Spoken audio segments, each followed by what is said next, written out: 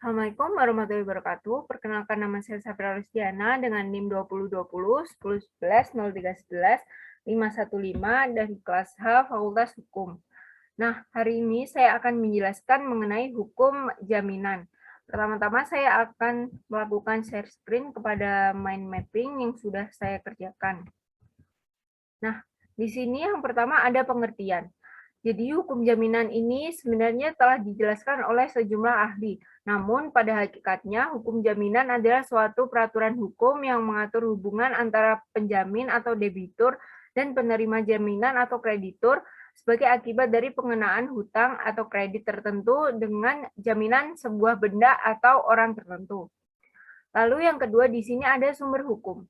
Nah, sumber-sumber hukum jaminan itu khususnya yang tertulis umumnya terdapat dalam kaidah-kaidah hukum jaminan yang berasal dari sumber tertulis. Seperti yang pertama, ada buku 2 Kitab Undang-Undang Hukum Perdata atau KUHP. Yang kedua, ada Kitab Undang-Undang Hukum Dagang diatur dalam STB 1847 nomor 23 KUH Dagang.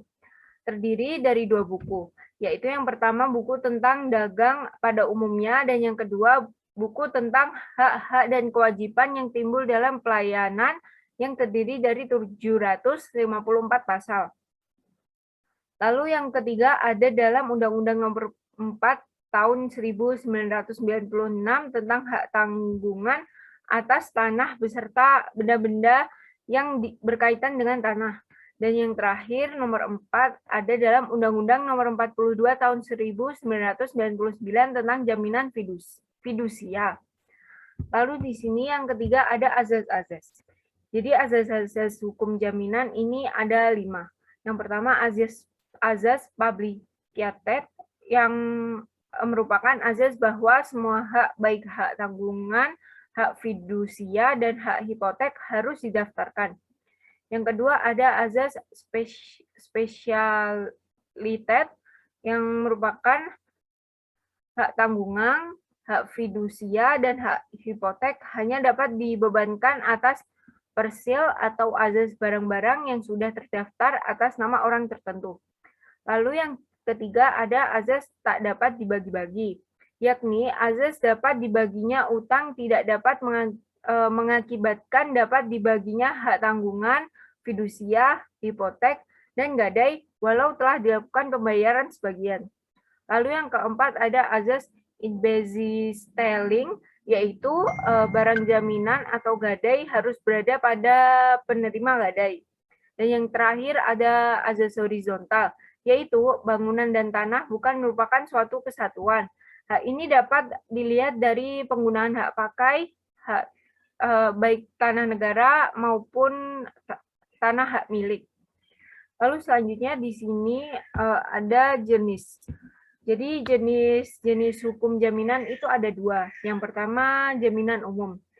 Berdasarkan pasal 1131 KUHP, semua kebendaan si berhutang, baik yang bergerak atau yang tidak bergerak, baik yang sudah ada atau yang baru akan ada di kemudian hari, menjadi tanggungan untuk segala perikatan perseorangan. Ini dinamakan jaminan umum. Lalu yang kedua ada jaminan khusus.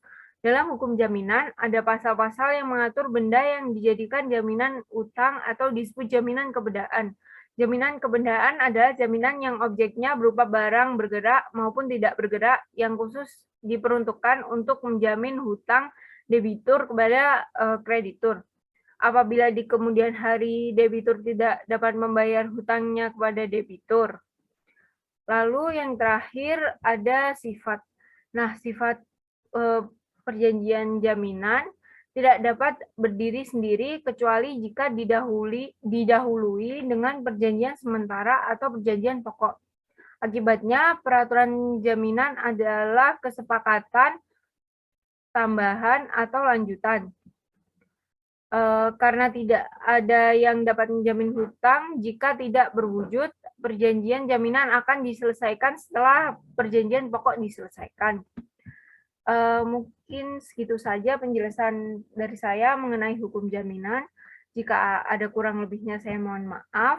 Wassalamualaikum warahmatullahi wabarakatuh.